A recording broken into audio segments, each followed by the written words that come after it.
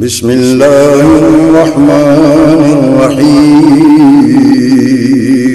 شروع اللہ کے نام سے جو بڑا مہربان نہایت رحم والا ہے۔ رب لك الحمد كما ينبغي لجلال وجهك وعظيم سلطانك. أعوذ بالله من الشيطان الرجيم. بسم الله الرحمن الرحيم. ومن يتق الله يجعل له مخرجا ويرزقه من حيث لا يحتسب. اللهم صل على محمد وعلى آل محمد. آج کے اس پروگرام میں ایک بات آپ کے سامنے رب کریم کی بیان کرنا چاہتا ہوں۔ اللہ پاک ساری کائنات کے مالک ہیں، خالق ہیں۔ ہم سب کو جو بھی سبق دیتے ہیں اس کے اندر ہماری دنیا کی بھی بھلائی ہوتی ہے، آخرت کی بھی بھلائی ہوتی ہے۔ سورۃ طلاق کے اندر رب کریم نے ہم سب کلمہ پڑھنے والوں کو ایک سبق دیا اور ساتھ ہی اس کے دو فائدے بیان کیے۔ رب کریم فرماتے ہیں وَمَن يَتَّقِ اللَّهَ يَجْعَل لَّهُ مَخْرَجًا وَيَرْزُقْهُ مِنْ حَيْثُ لَا يَحْتَسِبُ۔ میرے بندو، میری بندیوں، تم اپنے رب سے ڈرنا شروع کر دو گے، اللہ پاک تمہاری مصیبتوں کو، تمہارے دکھوں کو، تکلیفوں کو ختم کر کے اور ایسی جگہ سے تمہیں رزق دے گا یہاں سے تمہیں پتہ بھی نہیں ہوگا۔ اللہ کا ڈر پیدا کرو، اللہ پاک دکھ اور تکلیفیں، پریشانیاں، آزمائشیں دور کر دے گا۔ اور دوسرا فائدہ یہ، ایسی جگہ سے اللہ پاک رزق دیں گے یہاں سے پتہ بھی نہیں ہوگا۔ یہ رب کائنات قرآن مجید کے اندر سبق دیتے ہیں۔ آج لوگ قرآن سے دور ہو گئے، اسی لیے تو دکانیں بنا کر اسی کے اوپر بھروسہ کرتے ہیں کہ مجھے یہاں سے رزق ملتا ہے۔ کئی کھیتوں کے اوپر بھروسہ کر کے کہتے ہیں ہمیں یہاں سے رزق ملتا ہے۔ کئی فیکٹریاں لگا کر اس کے اوپر بھروسہ کرتے ہیں ہمیں یہاں سے رزق ملتا ہے۔ اللہ کے قرآن کے ساتھ لگاؤ نہیں ہے، اللہ کے قرآن کے ساتھ جڑے ہوئے نہیں، اس لیے تو عقیدے ایسے ویسے ہو گئے۔ کئی دوسرے ملکوں میں جا کر کہتے ہیں کہ ہم تو وہاں سے کمائیں گے، وہاں سے ہمیں تو رزق ملتا ہے، اور اپنے ملک کے لیے غلط باتیں کرتے ہیں۔ اللہ معاف کرے۔ کئی کشتیوں کے اندر بیٹھ کر غیر قانونی سفر کر کے دوسرے ملکوں میں جانے کی کوشش کرتے ہیں تاکہ ہمیں وہاں سے رزق ملتا ہے۔ ان کو یہ پتہ نہیں رزق دینے والی ذات تو اللہ کی ہے، برکتیں ڈالنے والی ذات تو اللہ کی ہے، رحمتیں کرنے والی ذات تو اللہ کی ہے۔ رب کریم نے ہم سب کو سبق دے دیا۔ میرے بندو، اللہ سے ڈرو گے، اللہ پاک تمہاری مصیبتیں اور پریشانیاں بھی دور کرے گا اور ایسی جگہ سے تمہیں رزق دے گا یہاں سے تمہیں پتہ بھی نہیں ہوگا۔ تقوی کے دو معنی ہیں، ایک تو معنی تقوی کا اللہ سے ڈرنا ہے اور دوسرا معنی پرہیزگاری کرنا ہے۔ اللہ سے ڈرنے والا ہی نافرمانیاں چھوڑتا ہے، اللہ سے ڈرنے والا ہی خاتم الانبیاء علیہ السلام کی سنتوں کے مطابق عمل کرتا ہے، اور اللہ سے ڈرنے والا ہی ان چیزوں کو، ان باتوں کو چھوڑ دیتا ہے جن سے اللہ اور اس کے رسول علیہ السلام نے منع کیا ہے۔ اس کو ہی پرہیزگاری کہتے ہیں۔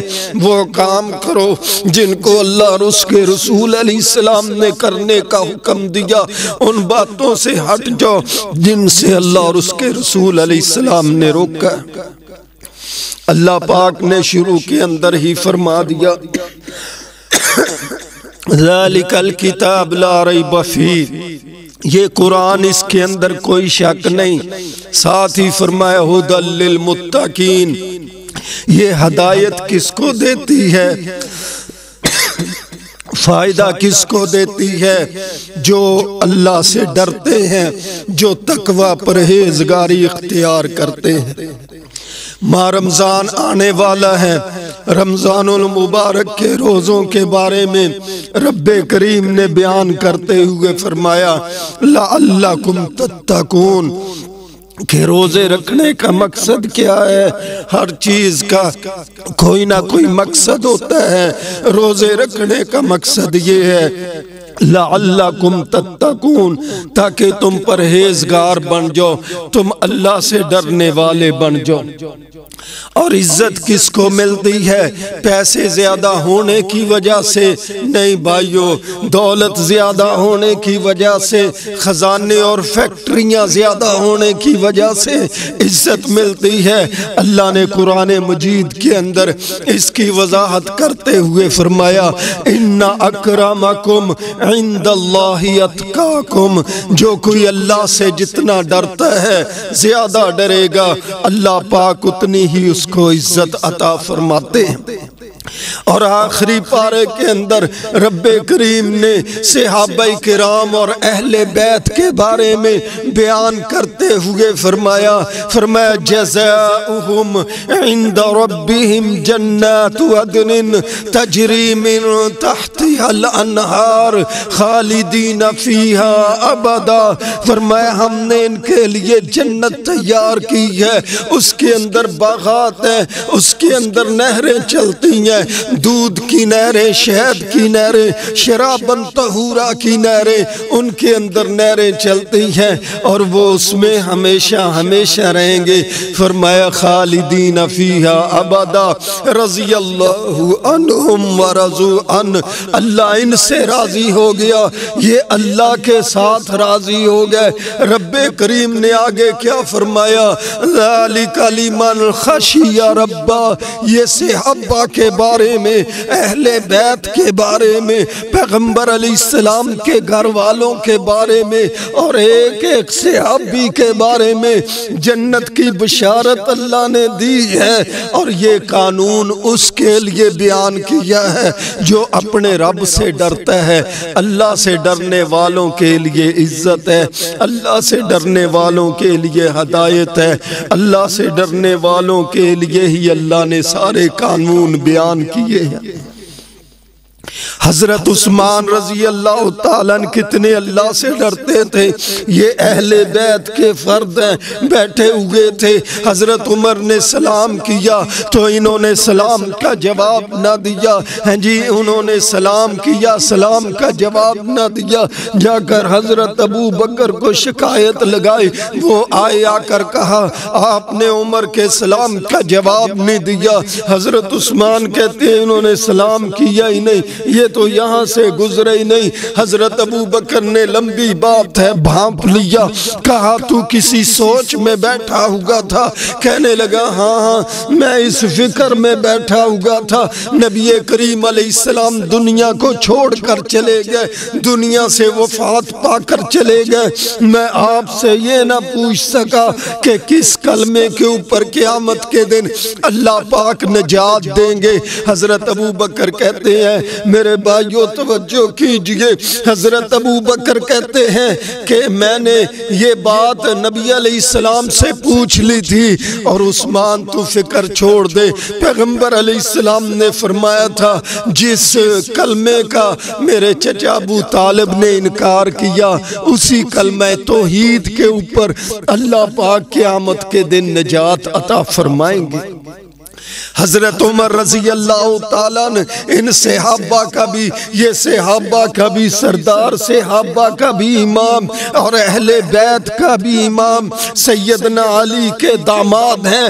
سیدنا عمر رضی اللہ تعالیٰ اپنے دور خلافت میں خطبہ دے رہے تھے، ایک نے کھڑے ہو کر کہا عمر جو مال غنیمت میں سے کپڑے ملے تھے اس کے ساتھ قمیض تو نہیں بن سکا، آپ نے نیا قمیض کیسے پہنا ہوا ہے؟ حضرت عمر رضی اللہ تعالیٰ اللہ سے ڈرنے والے تھے، تقوی اختیار کرنے والے تھے، فوری کہا بیٹے عبداللہ کھڑا ہو جا، اپنے والد کے بارے میں اس کو بیان کر دے۔ حضرت عبداللہ بن عمر کھڑے ہوئے کہا ہاں جو کپڑا ملا تھا اس کے ساتھ قمیض نہیں بن سکتا، لیکن میرے والد کو جو کپڑا ملا تھا اور جو مجھے ملا تھا میں نے اپنا کپڑا بھی حضرت عمر کو دے دیا تھا کہ آپ اپنا قمیض پورا کر لیں، یہ ہم نے اس کا قمیض بنایا تھا۔ یہ صحابہ کرام اللہ سے ڈرنے والے اور تقوی اختیار کرنے والے تھے۔ سیدنا علی رضی اللہ تعالیٰ عنہ احادیث کی کتابوں میں آتا ہے، کہتے ہیں آدیت رأسی ثم آدیت رأسی، اپنا سر ہر وقت مڈوا کر رکھتے تھے، اپنے سر کے دشمن ہو گئے تھے۔